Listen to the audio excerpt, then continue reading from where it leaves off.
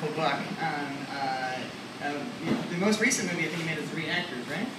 Now there's a documentary called last year. We can't hear you. No, I got a couple new releases that came out late last year. One is a documentary on Circle Jerks called "My Career as a Jerk," and the other one is a Dinosaur Jr. live show. So both those two are pretty new. So. And you did the Year Punk Bro. It's still one of my favorites. Anyhow, it's great to be here at the Hedgehog, and funny enough, I spent the first 5 years of my life right up the street on Mohawk and Alvarado, so it's great to be here right across the street from the Bob Barker building, and the fire station, of course, which I really remember. Caused a lot of fires? No. It's not a pyro. Unfortunately, I got to hold this 4-pound book to read, so let's see how it goes. The name of this piece is called "We Got Nothing." It's from the book "We Got Power." The attempted assassination of newly elected President Ronald Reagan kicked things off. It was the spring of 1981 and the Los Angeles hardcore punk scene was in full bloom. The genre was more or less dubbed hardcore by West Coast Canadian punk band DOA, but as far as I could tell, hardcore was really an offshoot of what was happening in Hollywood in the late 1970s, thanks to the blueprint written by Darby Crash, Pat Smear, Lorna Doom, and Don Bowles, The Germs, on their unparalleled GI LP. Of course, Orange County's Middle Class put their out-of-vogue EP out a year before that. Darby died at the dawning of this era, never knowing what his legacy would beget.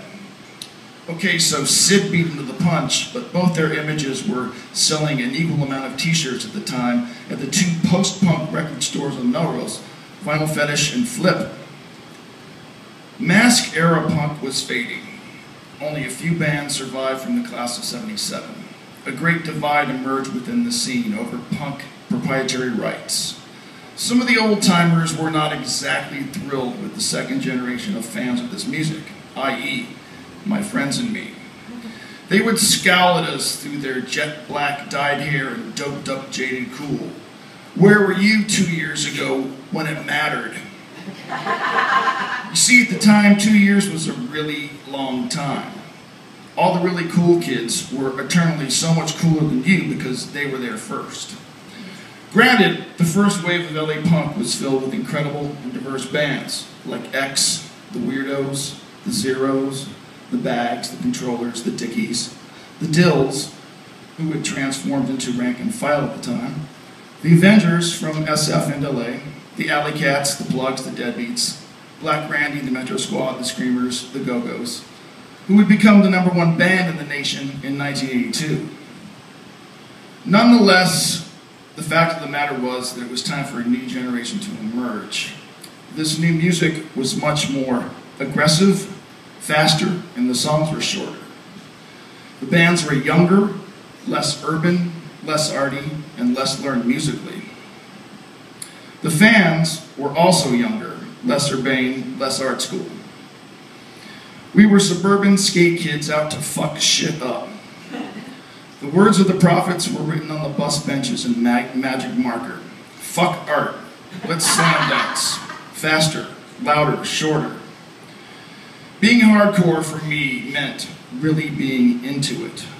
Rather than just to be there for this music that we loved, we started to document the scene through photographs, writing, and when I could afford it, Super 8 film. I was an avid reader of Flipside, the fun SoCal punk fanzine, and I also seen Slash magazine on the stands at Rhino Records on Westwood Boulevard. I had sort of wanted to create something similar. The idea festered for a while until a new acquaintance and a local West Side punk enthusiast named Alan Gilbert took the initiative to actually get the ball rolling with We Got Power. Alan and I wholeheartedly agree on music. For example, we both had a fondness for the Electric Eels' Agitated single, the debut Meat Puppets 7-inch, later known as In a Car, the Red Cross EP on Posh Boy, and a half-Japanese 7-inch that Alan had. In addition to doing some writing and photography, I helped put the first issue together along with Jordan and Jennifer Schwartz. I'd already known the Schwartz siblings as kids from my neighborhood for a year or two before the LA hardcore punk scene would engulf us. Although he doesn't remember doing so, Alan christened the zine We Got Power after the Negative Trend song I Got Power, which appeared on the local punk compilation Tooth and Nail, a favorite of ours. Alan soon bowed out as he moved away to attend UC Santa Barbara and fell away from the LA scene. Santa Monica High School honor roll student and Keith Richards fan Kim Pilkington then became a part of our crew. We were bored teenagers trying to amuse ourselves and spread the word of these bands and the music that we loved. Music that meant something to us, something that we thought could change the world. We dove headfirst into documenting and promoting this music and these bands. By now, the scene had shifted from the small and insular Hollyweird to reach the teething masses out in the suburbs of LA, primarily the beaches. Huntington Beach, Hermosa Beach, Long Beach, Oxnard, Santa Monica, Venice, and so on. The bands were Rhino 39, Black Flag, Circle Jerks, Fear, Gun Club, Suburban Lawns, Bad Religion, The Adolescents, The Stains, The Descendants, Saccharine Trust, The Minutemen, Social Distortion, TSOL, Red Cross, Agent Orange, The Last, The Urinals, Angry Samoans, The Mentors, Suicidal Tendencies, Secret Hate, Shattered Faith, Channel 3, Aggression, spelt incorrectly, The Chiefs, spelt incorrectly, RF7, White Flag, Wasted Youth, D-Cry, SVDB, China White, The Vandals, Youth Brigade, Christian Death, Overkill, Dr. No, The Crowd, Lethal Weapon, Mad Society, Sin 34, which was my band, Caustic Cause, Lost Cause, Crankshaft, Red Scare, Symbol 6, Modern Warfare, The Crew, No Crisis, The Hated, Hated Principles, Civil Dismay, Social Dismay, Anti, Mood of Defiance, Twisted Roots, Castration Squad, The Disposals with Janet Houser, The Naughty Woman, The Adams, The Ozzy Hairs, Toxic Shock, Manson Youth, Youth Gone Mad, The Patriots, Saigon, The Detours, and dozens of other bands that nobody ever heard of, which seemingly existed only on local compilation albums and gigged primarily at house parties. Yeah. Occasionally, West Hollywood nightclubs like the Starwood or the Whiskey A Go-Go would still host shows. That is until the Whiskey actually boycotted hardcore punk rock. For the most part, hardcore gigs occurred in faraway suburban and urban spaces, like old movie theaters, bars, warehouses. These off-the-map venues were usually in rough neighborhoods, like Bard's Apollo in the Crenshaw and Adams district, the Vex, which had 3 different locations in East Los Angeles, Godzilla's in Sun Valley, the Brown Box in Culver City, Mendiolo's Ballroom in Huntington Park, Happy Times Roller Rink in South Central, the T-Board Roller Drum in Pico Rivera, Bob's Place in Watts, Seamus O'Brien's in El Montes, the Longshoremen's Hall in Wilmington, the Dancing Waters in San Pedro, the Cuckoo's Nest in Costa Mesa, which was a nice neighborhood, the Barn at Alpine Village in Torrance, the Cafe de Grand in Hollywood, and plenty of other one-off dives. We knew very little about publishing, but we learned as we went. We were certainly not in it for the money. We did sell a decent amount of ads, which helped subsidize the publication. The big rewards for us were getting onto the guest lists and receiving free records, which Jordan and I sometimes would fight over. Okay, I get the rap music for Rap People comp, and you get the Zero Boys Vicious Circle record. By chance, our very first interview was with Pico Rivera's Circle One, a new band that impressed us with their cassette demo. The band was named after a Germ song, although they took great pains to explain otherwise. Circle, a group of people bound together by common interests. One, united. At one point during the interview, the tough, muscle-bound singer John Macias mentioned that his father had ran a print shop. As fate would have it, John's dad, Mr. Macias, became our printer. Mr. Macias suggested the offset printing, the Dayglow ink, the glossy cover, the high-quality paper. After receiving our original pages for the first issue, he had the insight to recommend the best ways to preserve the zine for years to come, and he did it at a fraction of the normal expense.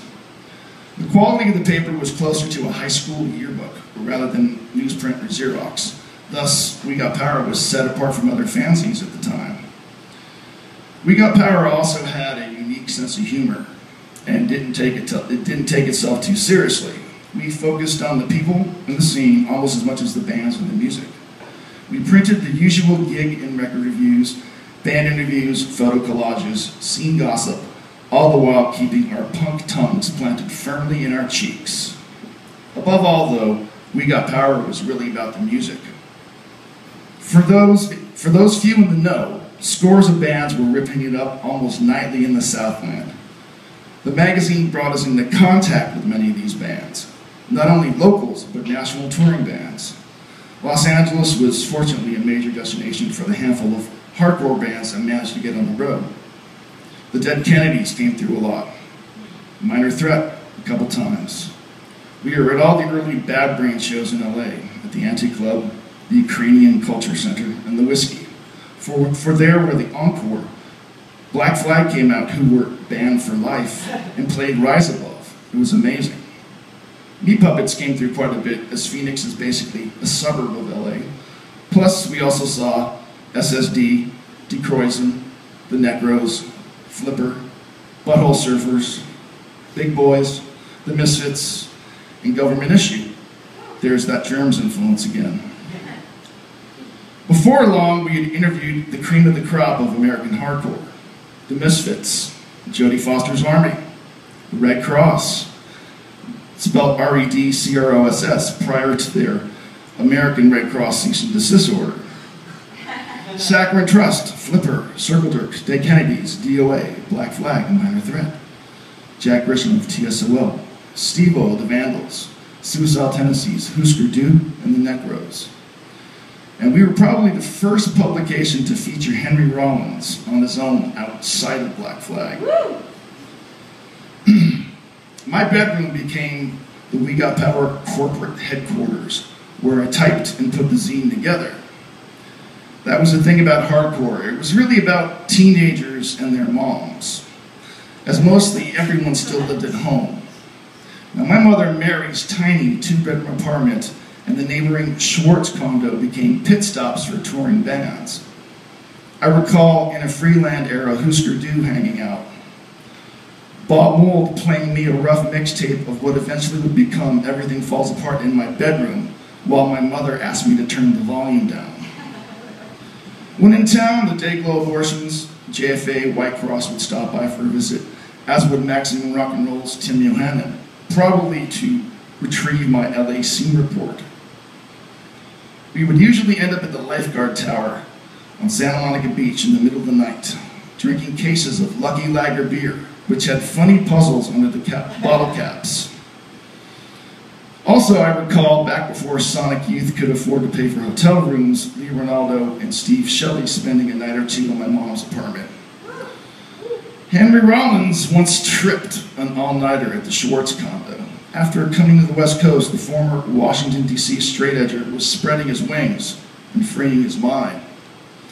He started hanging out with Kim Pilkington, who was consuming large amounts of lysergic acid diethylamide. Who wasn't, thanks to Kim? We were in production of our sixth issue, dubbed issue number 666, when We Got Power ceased to exist, sometime in late '83. To the observant, hardcore was over midway through the decade, but for us, the writing was on the wall. In 1984, LA hardcore seemed to go straight off the edge of a cliff. The cops had shut down all the clubs, and they threatened the ones that remained open to avoid booking so-called punk or hardcore acts. Many bands were evolving in a more crossover metal direction. Everything fell apart. The bands broke up, friends disappeared, and the scene as we knew it died away or morphed into something else. We all got into different things, mostly things that seemed to grow from our time with the zine. I was busy making records and touring, and of course, making films. Jordan went on to work for Chuck Dukowski's Global Booking Network, which handled all the bands in SST at the time. I too became a part of that reality when my second band, Pain Willie, joined the SST roster and traveled across the continental US with Black Flag for 6 months in 1986. And Jordan ended up on the cover of Black Flag's Annihilate This Week EP. As the 1980s wore on, many of the bands like Circle One vanished from the landscape. The singer, John Macias, had transformed into a street preacher, delivering his sermons on Westwood and Hollywood Boulevard street corners, using the same intimidating macho muscle guy anger that he used to enwrap his hardcore punk audiences. The stage was set for his final performance. In late spring of 1991, Macias was shot and killed by Santa Monica police in front of the mall, in front of the parking structure on Colorado and Maine. Apparently, John had developed some serious psychological and biological issues, and he'd gone off his meds. But the John I knew always had a problem with authority. It was true of many of the other hardcore bands at the time. Years before NWA or Ice-T, many of John's lyrics were anti-cop. Already, the LAPD was long known for its rabid anti-punk agenda, hassling anyone who looked punk and raiding and shutting down punk shows umpteen times over. Keep in mind that this was prior to the public exposure of the corruption of Police Chief Daryl Gates' famously crooked Rampart Division. According to witnesses and articles published in the Santa Monica Evening Outlook and the LA Times, Macias' rampage was set in motion by a security guard on the Santa Monica Pier. Apparently, John was interrupted in the middle of his sermon, and that's where the trouble started. John reportedly dropped the security guard over the side of the pier, 25 feet to the parking lot below, fleeing on foot up the pier to Colorado Boulevard, where Macias entered the McDonald's. He approached an elderly woman, a German tourist who was enjoying a Big Mac. He snatched it out of her hands, punched her in the face, and stomped the burger onto the floor. He then fled across the street, where he was seen running down the embankment of the 10 freeway. Motorists reported seeing him in the McClure Tunnel, reaching out as if attempting to grab people from their quickly moving vehicles. Somehow he reemerged on Colorado, where he was spotted by a passing squad car, which called for backup, the Santa Monica Police Department being half a block away. 3 squad cars and 6 unarmed cops surrounded him, guns trained on his upper torso. Unarmed, he charged the 6 cops, professing aloud, "God is gonna watch you die, pig." Macias was apparently not going to go down without a fight. Reportedly, it took 8 bullets to stop his advance. Many bands professed their disdain for the Men in Blue, but not many of them followed through like John Macias. It was a tragic end for a troubled man. If not for John Macias and his father, We Got Power would have never been the publication that it was.